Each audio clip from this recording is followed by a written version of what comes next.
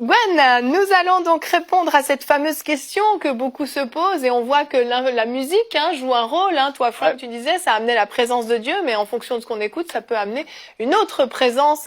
Donc Sylvie de Belgique nous dit, un chrétien peut-il écouter de la musique du monde si elle n'est pas vulgaire? Donc une musique du monde pas vulgaire, est-ce qu'on l'écoute? Alors tout d'abord, merci Sylvie pour cette question. C'était le seul mot gentil que vous aurez dit, Gwen, aujourd'hui. Absolument pas. Non, mais je suis encore en train de penser à ce que tu as dit avant pour les gens qui hésitent.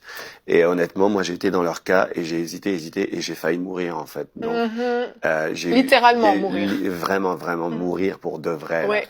Et même, j'ai été drogué presque à mourir. Donc, vraiment, faut pas jouer avec ça parce que vous jouez avec votre vie. Vous n'êtes pas exempté d'une mort prématurée, en fait. Donc, avec l'éternité. Voilà, c'est ça. Donc, par rapport à la musique, personnellement, j'en écoute pas, j'aime pas ça, la musique du monde, parce que c'est de la musique du monde.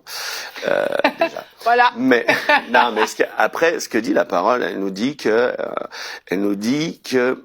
tout est permis, mais tout n'est pas utile. Une première dimension, c'est pas utile. La deuxième chose, elle nous dit que ça n'édifie pas, que ce qui est permis, des fois, n'édifie pas. Et nous dit aussi que je ne me laisserai assujettir ou asservir par quoi que ce soit. Donc, concernant nos choix, on peut déjà prendre ce verset puis se dire, est-ce que ça m'édifie? Est-ce que ça m'a servi? Est-ce que je suis justement assujetti à la musique? Est-ce que j'ai besoin d'en écouter? Est-ce que c'est utile pour ma vie, pour mon édification? L'autre chose aussi, c'est que en tant que chrétien, notre vie, on le disait tout à l'heure, on est en mission. C'est pas uniquement vivre exactement la vie que tout le monde en ayant une conscience propre. Je m'explique. Il y a des gens qui vivent dans l'église et puis qui se disent moi je suis chrétien, je fais un peu comme disait Nadine, je fais ci, ça et ça, mais j'essaie juste de ne pas tomber. Mais la vie chrétienne ne se résume pas à ça. On est en mission, on doit accomplir, on a un appel sur notre vie.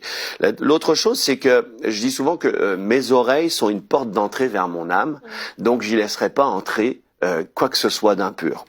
Amen.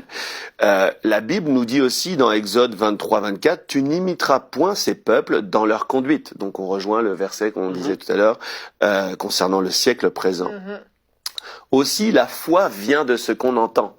Donc si la foi vient de ce qu'on entend, est-ce que j'ai envie d'écouter telle et telle musique? Parce que, faut pas croire, les musiques parlent de choses. Oui. Et même les musiques sont accompagnées de clips qui parlent de choses. Donc c'est important de se positionner au regard de la musique séculière, même s'il n'y a pas de la grossièreté, etc. Il y a toujours des suggestions à l'adultère, à la rébellion, au déshonneur, à la dissolution, et tout ça, il y a tout un passage dans la parole qui parle des œuvres finalement de la chair. Oui. Après, il y a des musiques qui sont instrumentales aussi, des choses comme ça. Je pense que est-ce que ça vous fait du bien? Est-ce que si vous posiez la question au Seigneur, est-ce que je peux en écouter? Commencez même à la poser au Seigneur cette question. Vous pouvez lui demander, Seigneur, est-ce que je peux écouter telle et telle musique? Et puis vous verrez bien que votre témoignage intérieur que vous pouvez suivre va vous expliquer et va vous donner une réponse très concrète. Et puis surtout, considérez l'appel qu'il y a sur votre vie. Est-ce que vous avez le temps avec telle et telle chose? Personnellement, j'ai fait du grand ménage dans la musique que j'écoutais et dans les films aussi. J'ai fait du grand ménage parce que vu qu'ils ont, ceux qui aient créé toutes ces choses-là, la Bible dit qu'ils ont clairement, c'est pas moi qui le dis, c'est pas EMCI qui le dit, c'est la Bible qui dit, ils ont pour père le diable. Oui. Donc, ils accomplissent les œuvres du diable et est-ce qu'on a envie d'être asservi par les œuvres du diable? C'est une autre question que je vous pose.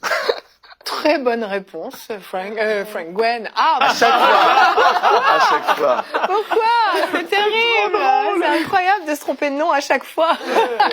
Merci pour cette excellente réponse. Tu parles de la musique instrumentale. Je vais juste ajouter une petite chose. Moi, j'écoute beaucoup d'instrumental quand je travaille, quand je prépare le planning de Bonjour chez vous. Je me mets dans ma bulle et je mets mon casque.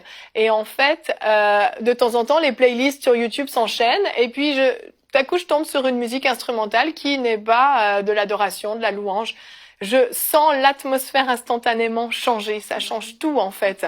Et c'est ça, c'est pas juste une histoire de paroles, c'est une histoire aussi d'influence, de ce qui est véhiculé derrière, de qui a créé cette musique, qui a commencé à la jouer, le cœur qui était derrière, ça change tout. Donc, effectivement, même les instrumentaux, en tout cas, moi, je remarque une différence. À l'origine aussi, c'est important de le dire, je fais vite, je sais qu'on a pris du temps, mais à l'origine, la musique, l'adoration, c'est pour Dieu. Oui.